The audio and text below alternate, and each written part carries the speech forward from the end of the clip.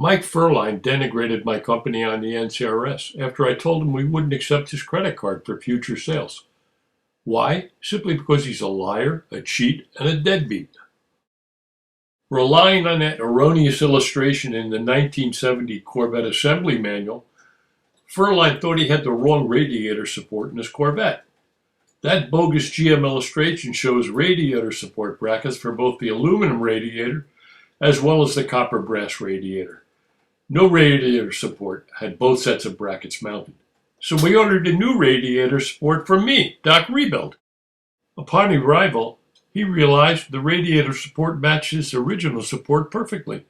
Instead of admitting his own error and paying to ship it back, he claimed it was damaged. This claim would alleviate him being responsible for the outbound shipping and the return shipping.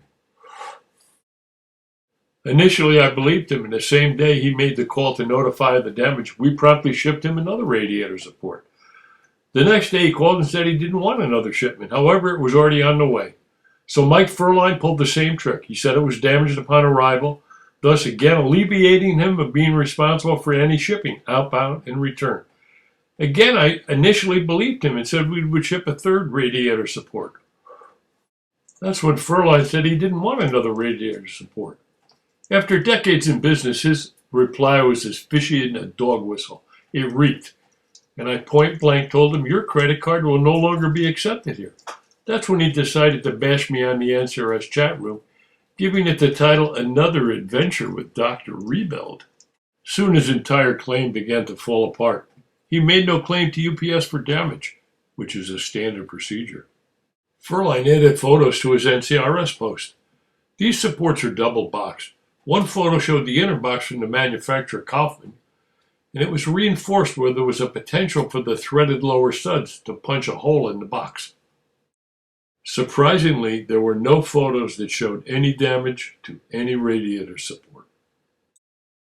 In the other photo, in the background, was a larger outer box, which also did not show any damage. His whole scam fell apart when he later posted another thread showing a photo of his original radiator support on the floor of his garage. There was nothing wrong with it. Usually the lower horizontal steel crossmember rusts out, and his was perfect. He revealed his own deception and dishonesty. So he avoided paying 4 oversized UPS shipping charges, 2 outbound and 2 return shipping charges, well over $100. Furthermore, neither of the 2 return supports were damaged. You can fool me once, try and fool me twice, but in reality, Mike Ferline was just a devious deadbeat, and I would never ship to him again. He's a liar and a cheat. That's why I wouldn't take his credit card, and that's why he bashed me on the NCRS.